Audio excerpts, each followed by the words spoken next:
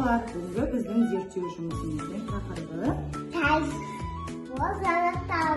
Жанартау, иә. Ендеше бізге қандай заттар керек болады? Ол үшін бізге су керек болады. Лимонның қышқылы, Бояулар және де ас содасы керек болады, иә. содасы. Мен бізге стакандарымызға біз не саламыз? Лимон қышқылы. Айтамыз. Саламыз, иә. Толтырып ал. Иә.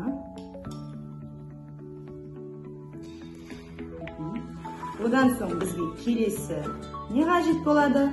Су. Су қажет болады.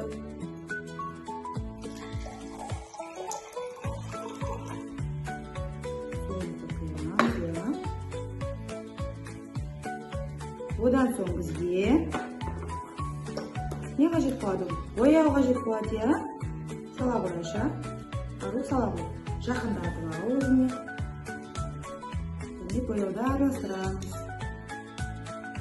Бізде қандай түс шықты, балалар? Сары. Аруда сары түс шықты. Айшада қызыл түс шықты, иә? Енді біз келесі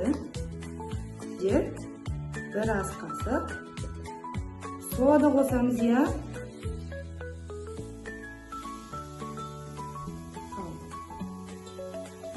Бізде не пайда болды, балалар? Не пайда болды?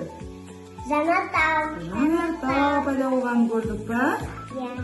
Балалар, бізде бүгінгі тәжірибеміз жанартау болды, иә?